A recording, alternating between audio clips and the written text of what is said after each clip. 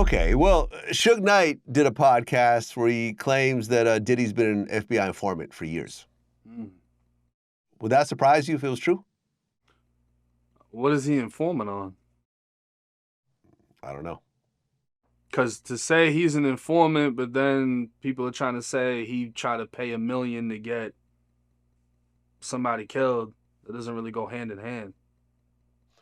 You're talking about Tupac and Suge. Right. Yeah, well, Keefe D, in his book and in our interview, essentially said that at one point, Diddy was so, scared and upset over the constant barrage from Tupac and Death Row and the constant threats from Suge that, in a deli in L.A., Greenblatt's Deli, which I've been to, he had a meeting with Keefe D and some other Southside Crips, and he was like, yo, man, I'll give $1 million if you can just make these guys go away. I remember talking to Greg Kading about it, and he actually investigated this. He said it didn't feel like an actual murder for hire. It was just more of just a guy who was scared and frustrated who just kind of blurted out something, not thinking that anyone would ever kind of follow through on it. But, according to Keefe D in our interview and his book, after Tupac got killed, Diddy called him and said, was that us? And the story was that Eric Von Zip, who was the guy that allegedly gave the gun to Keefe D, which Orlando used to kill Tupac, Diddy gave him the money, which was supposed to go to Keefe, but Eric Von Zip, who's a known thief, essentially kept the money for himself and bought a nightclub. And right around that time, he bought a nightclub in real life. He's dead now. He died of cancer some years back.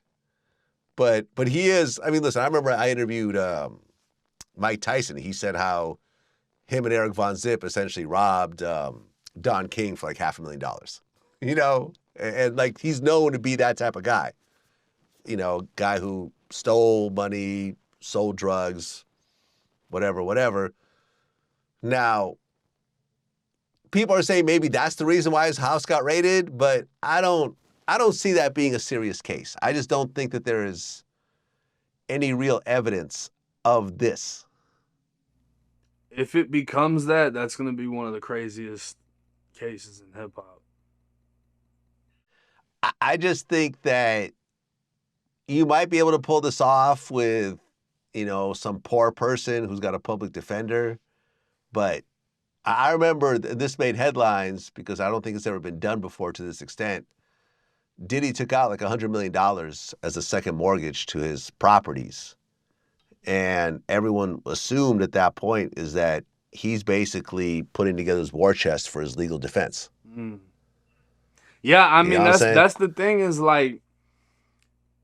seeing the power of having lawyers that are making millions, like NBA YoungBoy. Mm-hmm. How many times can you fuck up and you're still not in prison? Because anybody else, they would have been gone already. But he's got so much fucking money to just pour into these lawyers, and it does a lot. Look at Kodak. Kodak's beating every motherfucking thing. Kodak just got another case thrown the fuck out. His lawyer, that's that dude. You know what I mean? So it's the power of having attorneys and a shitload of money. They might not even want to fuck with Diddy because of how this shit'll play out. No, that's basically what Greg Kading said in our interview. He basically said that I don't think that any prosecutor will really go up against Diddy with all that money for something that's 30 years old, with a convicted felon being the only witness, without any hard evidence. Everyone else is dead. It was 3 decades ago.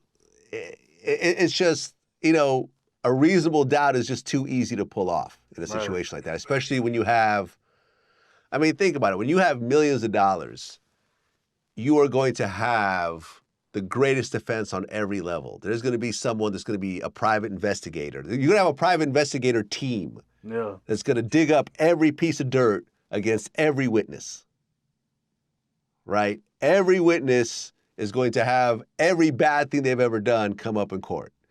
You're going to have the best jury selectors on the planet going like, yeah, take that woman out. She blinked when they asked her the question, and that's a sign that she's probably going to, vote against us. Get her out of there. You know what I'm saying? Like, you're going to have,